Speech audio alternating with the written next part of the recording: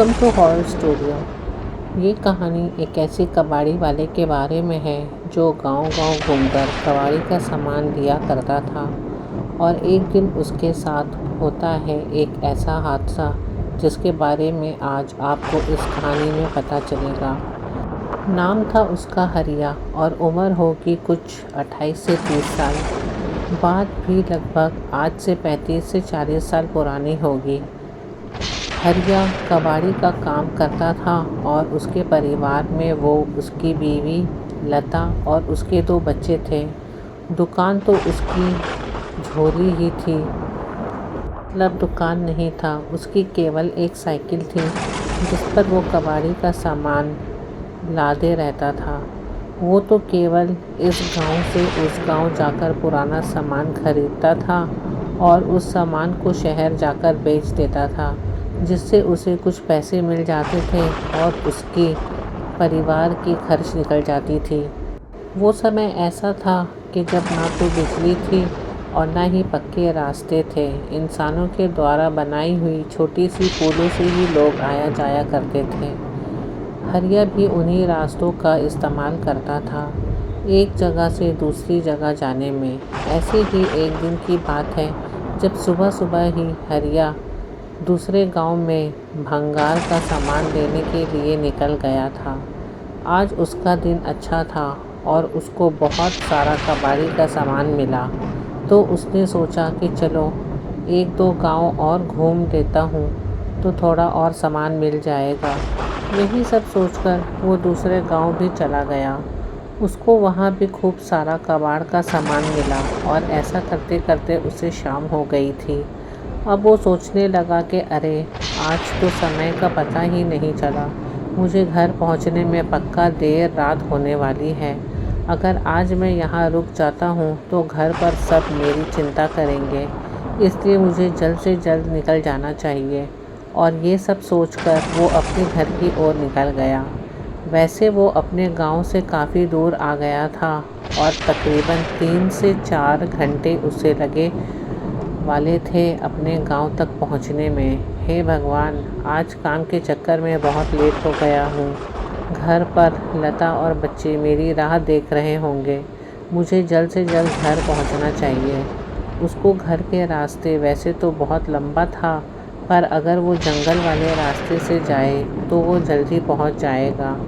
यही सब सोचकर वो जंगल वाले रास्ते की ओर चला गया। रात के कुछ 10 बज रहे होंगे। उसी जंगल से थोड़ी दूर पर लालटेन और आग की रोशनियां दिखाई दे रही थी, तो उसे थोड़ी सुकून मिल रही थी। पर थोड़े आगे जाने के बाद उसे वो रोशनियां आना भी बंद हो गई।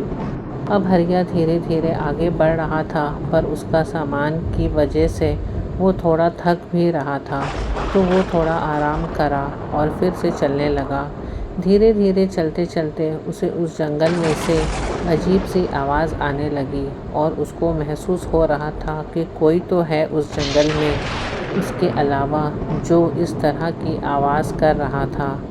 उसको एक गंदगी सी बदबू भी आने लगी, तो उसने सोचा कि शायद ये बदबू ख़राब पानी की होगी, यहाँ जमा हुआ होगा और ये अजीब सी आवाज़ शायद इन सामानों से आ रही होगी। थोड़ा आगे जाने पर उसने फिर से महसूस किया कि पेड़ों पर कोई तो है, शायद यहाँ कोई पक्षी है। पर फिर उसने देखा कि वहाँ जो कोई भी था वो एक पेड़ से कूदकर दूसरे पेड़ पर जा रहा था और थोड़ी सी चांद की रोशनी में उसने देखा कि वो एक बड़े बालों वाली एक बूढ़ी औरत की तरह जो कि इधर से उधर कूद रही थी।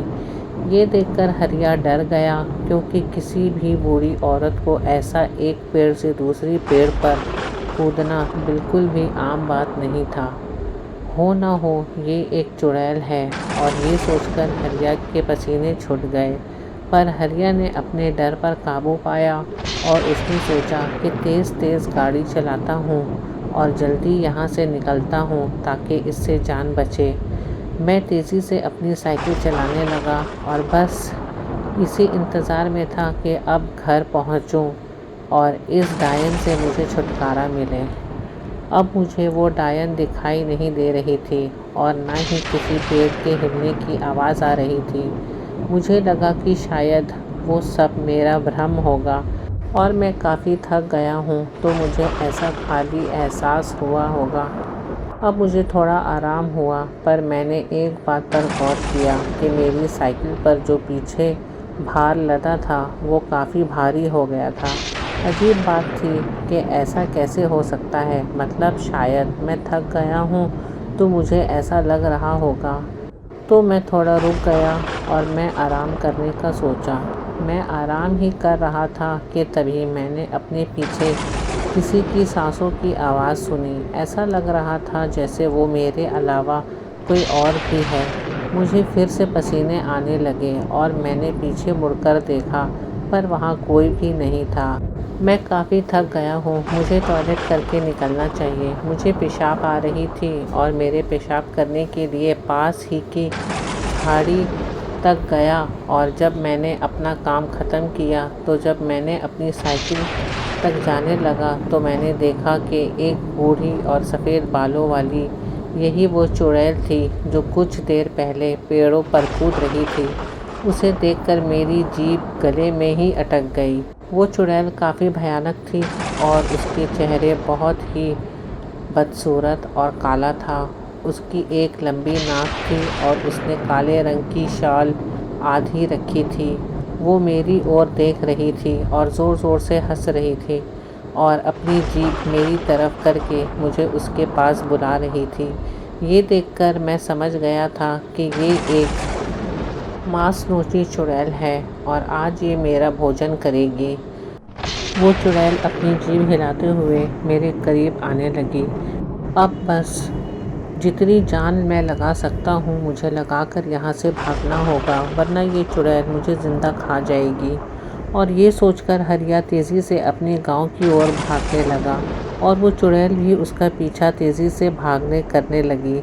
वो चुड़ैल पीछा करते वक्त पता नहीं कितने रूप अपने भयानक भयानक बदल रही थी, पर हरिया भी ज़ोर ज़ोर से हनुमान जी का नाम लेते हुए भाग रहा था और बस गांव तक आ ही गया था तभी चुड़ैल ने एक ज़ोर की चीख निकाली और कहा, रुक, मुझे बहुत भूख लगी है। और फिर वो चुड़ैल हवा में ही गायब हो गई। हरिया फिर भी भागता रहा और गांव के मंदिर में जाकर बेहोश हो गया। फिर अगले दिन जब उसको होश आया तो सभी ने उससे पूछा कि क्या हुआ हरिया, तेरी ऐसी हालत और तू यहाँ कैसे सो रहा था? देख, पूरी रात तेरी बीवी बच्चे कितनी चिंता में थे। चल अब बता, तेरे साथ क्या हुआ था? फिर हरिया ने उन्हें पूरी बात बताई तो वो सब उसे बोले, अरे तेरा दिमाग ख़राब था जो तू उस मांस नोचनी के जंगल से गुज़र कर आया। खैर, तेरा भाग्य अच्छा था जो तू बच गया। शायद तुझे भगवान ने बचा लिया। फिर हरिया उठा और उसने भगवान का धन्यवाद किया और अपनी बीवी से मिलकर वो कुछ गांव वालों के साथ उस जंगल में उस जगह चला गया जहां पर उसकी कबाड़ी का सामान लादने वाली साइकिल थी। उन लोगों ने वहां जाकर देखा कि उसकी साइकिल के टुकड़े और कबाड़ी का सामान यहाँ वहाँ पूरा बिखरा पड़ा हुआ था। ये उस चुड़ैल का ही काम था। हरिया उस दिन बच गया और फिर उसने गांठ बांध ली कि अब वो इस जंगल में कभी भी नहीं आएगा।